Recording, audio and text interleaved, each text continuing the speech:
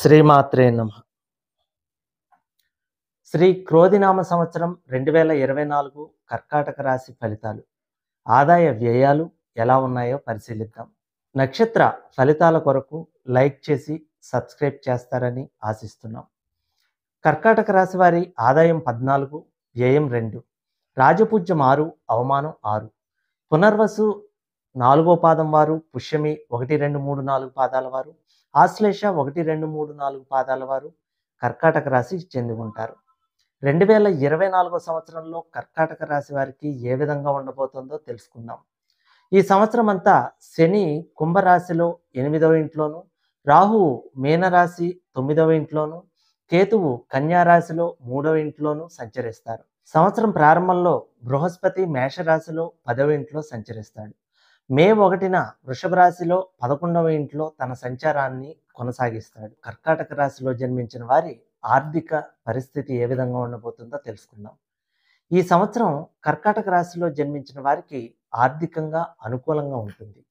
గత కొద్ది కాలంగా ఉన్న ఖర్చులు తగ్గుముఖం పడతాయి.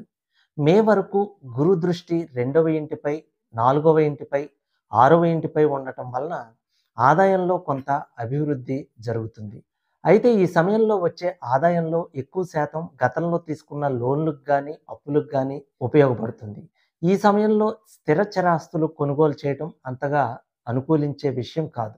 ముఖ్యంగా శని దృష్టి ధనస్థానంపై 5వ ఇంటిపై ఉంటుంది కాబట్టి పెట్టుబడులకు కానీ, కొనుగోళ్లకు కానీ అంతగా అనుకూలించదు. ఒకవేళ ఏదైనా కొనాలనుకుంటే మీరు అనుకున్న దానికంటే ఎక్కువ డబ్బులు ఖర్చు చేయాల్సి ఉంటుంది. అలాగే ఈ సమయంలో ఎక్కువ రిస్క్ తీసుకుని పెట్టుబడులు పెట్టడం కూడా మంచిది కాదు. మీకు వస్తున్న ఆదాయాన్ని వీలైనంత వరకు పొదుపు చేయడానికి ప్రయత్నించండి. స్థిరాస్తులు కొనాల్సిన సందర్భంలో అనుభవజ్ఞులైన సలహా తీసుకుని ముందుకు వెళ్ళటం మంచిది. మే 1 నుంచి గురుగోచారం 11వ ఇంటికి మారడంతో పరిస్థితుల్లో గణనీయమైన మార్పులు చోటు చేసుకుంటాయి. ఈ సమయంలో మీరు పెట్టుబడులు పెట్టడం వలన భవిష్యత్తులో మంచి లాభాలు వచ్చే అవకాశం ఉంటుంది. అంతేకాకుండా గతంలో పెట్టిన పెట్టుబడులకు ఈ సమయంలో మంచి లాభాలు వస్తాయి. మీ ఆర్థిక సమస్యలు చాలా వరకు తొలగిపోతాయి. మీరు గతంలో తీసుకున్న లోన్లు కానీ, అప్పులు కానీ తిరిగి చెల్లించగలుగుతారు.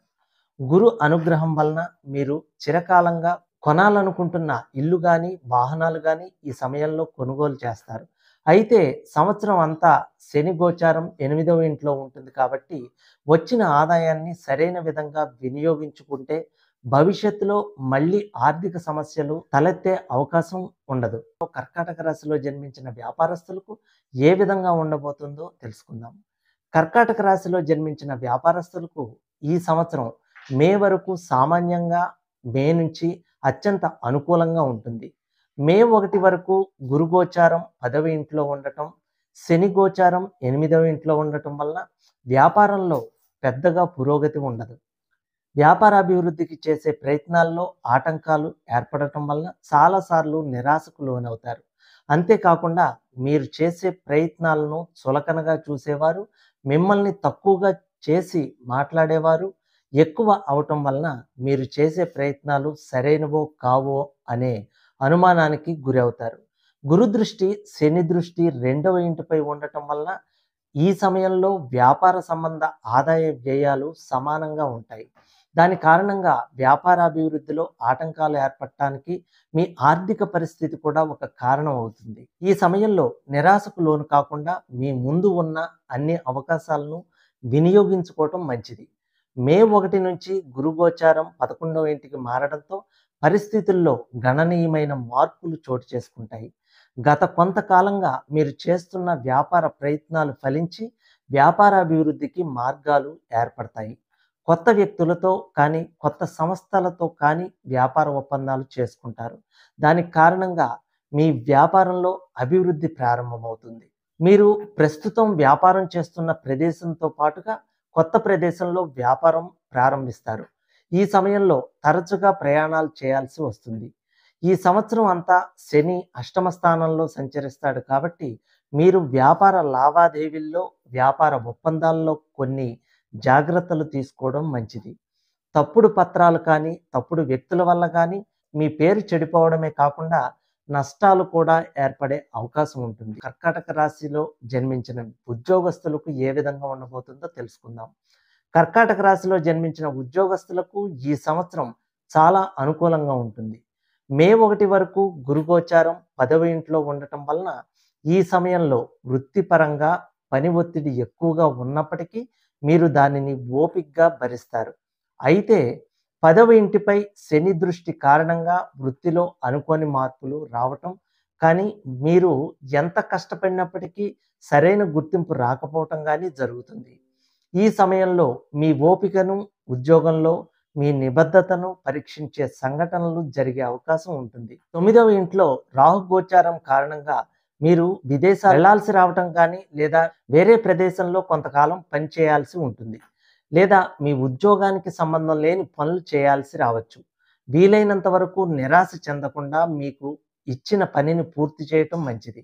దానివలన మీ ఉద్యోగంలో అభివృద్ధి సాధ్యమవుతుంది. 10వ ఇంట్లో గురువు కొన్నిసార్లు గొప్పలకు పోయి లేదా ఇతరుల మాటలకు లొంగిపోయి మీరు అదనపు బాధ్యతలను నెత్తిన వేసుకునేలా చేస్తాడు. కాబట్టి మీరు ఇలాంటి సందర్భాలు వచ్చినప్పుడు జాగ్రత్తగా ఉండటం మంచిది. మే 1 నుంచి గురుగోచారం అనుకూలంగా మారటంతో వృత్తిలో అభివృద్ధి సాధ్యమవుతుంది. గత సంవత్సర కాలంగా మీరు పడుతున్న కష్టానికి ప్రతిఫలం ఈ సమయంలో లభిస్తుంది. పదవిలో అభివృద్ధి కారణంగా ఆర్థిక స్థితి కూడా మెరుగుపడుతుంది. పని ఒత్తిడి కూడా తగ్గుతుంది. అయితే శని గోచారం సంవత్సరమంతా అనుకూలంగా ఉండదు కాబట్టి కొన్నిసార్లు గతంలో చేసిన ఒప్పందాలు, తప్పిదాలు ఈ సమయంలో మిమ్మల్ని ఇబ్బంది పెట్టే అవకాశం ఉంటుంది. అయితే మీ పై అధికారుల సహాయంతో ఇబ్బందుల నుంచి బయటపడగలుగుతారు. గురు దృష్టి 5వ ఇంటిపై ఉండటం వలన మీరు ఇచ్చే సలహాలు కానీ, సూచనలు కానీ మీరు పనిచేస్తున్న సంస్థ అభివృద్ధికి దోహదం చేస్తాయి. మే నుంచి గురుగోచారం అనుకూలంగా మారటం వలన ఈ సమయంలో మీరు విదేశాలకు వెళ్ళడానికి మంచి అవకాశాలు వస్తాయి. 9వ ఇంట్లో ఉన్న రాహువు కారణంగా కొన్ని అవకాశాలు మిమ్మల్ని ప్రలోభ పెట్టేవిగా ఉంటాయి. కాబట్టి వాటిని అంగీకరించే ముందు అన్ని విధాలుగా పరిశీలించి ముందడుగు వేయడం మంచిది. ఈ సంవత్సరం అంతా కేతుగోచారం 3వ ఇంట్లో ఉండటం వలన మీరు తీసుకునే కొన్ని నిర్ణయాలు భవిష్యత్తులో మీకు ఉద్యోగపరంగా, ఆదాయపరంగా అభివృద్ధిని ఇస్తాయి. కర్కాటక రాశిలో జన్మించిన వారి కుటుంబ స్థితి ఏ విధంగా ఉండబోతుందో తెలుసుకుందాం. కర్కాటక రాశిలో జన్మించిన వారికి కుటుంబ పరంగా ఈ సంవత్సరం అనుకూలంగా ఉంటుంది. మే 1 వరకు గురుగోచారం 10వ ఇంట్లో ఉండటం, శని దృష్టి కుటుంబ స్థానంపై ఉండటం వలన కుటుంబంలో కొన్ని సమస్యలు తలెత్తే అవకాశం ఉంటుంది. ముఖ్యంగా కుటుంబంలో పెద్దవారితో మనస్పర్ధలు పెరగటం, అలాగే వారి నుంచి సరైన సహకారం లభించకపోవటం వలన మీరు చేయాల్సిన పనులు కొన్ని వాయిదా పడతాయి. దాని కారణంగా మీరు కొన్ని ఇబ్బందులకు గురి కావాల్సి వస్తుంది.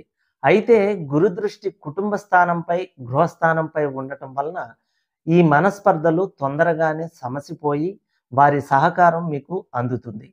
9వ ఇంటిపై రాహు సంచారం కారణంగా మీ తండ్రి గారి లేదా మీ ఇంటిలో పెద్దవారి ఆరోగ్య విషయంలో జాగ్రత్త అవసరం. 3వ ఇంట్లో కేతు సంచారం మీ తోబుట్టుని సూచిస్తోంది. వారి నుంచి మీకు సహకారం అందటం, వారితో బాంధవ్యాలు మెరుగుపడటం జరుగుతుంది. అయితే మీరు కొంతకాలం మీ పిల్లలకు కానీ, మీ కుటుంబ సభ్యులకు కానీ దూరంగా ఉండవలసి ఉంటుంది. కానీ మీ పిల్లలు మీ అభిప్రాయాలను, ఆలోచనలను గౌరవించకపోవడం వలన వారితో మనస్పర్ధలు ఏర్పడటం కానీ జరగవచ్చు. మే 1 నుంచి గురుగోచారం అనుకూలంగా మారటంతో కుటుంబంలో ఉన్న సమస్యలన్నీ తీరిపోతాయి.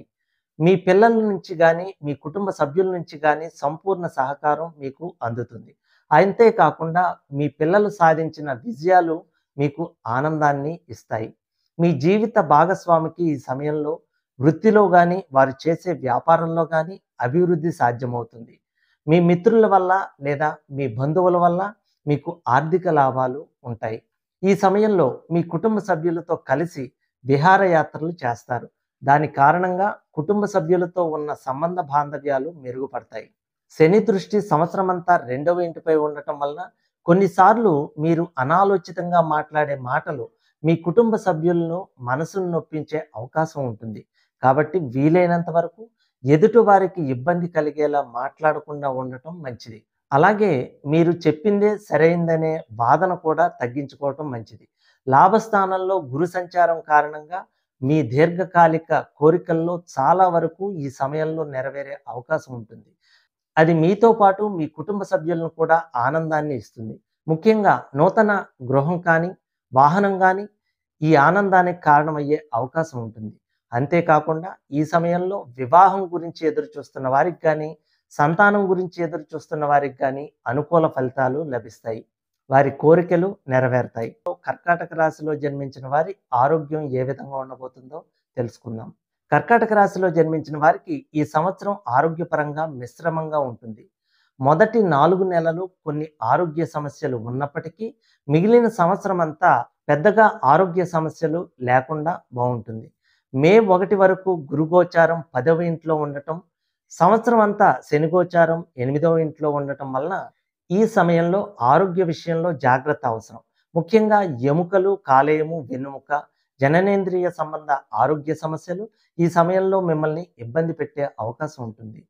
అలాగే మానసిక ఒత్తిడి, వృత్తిపరమైన ఒత్తిడి కారణంగా మీరు కొన్నిసార్లు తిండికి, నిద్రకు దూరమయ్యే అవకాశం ఉంటుంది.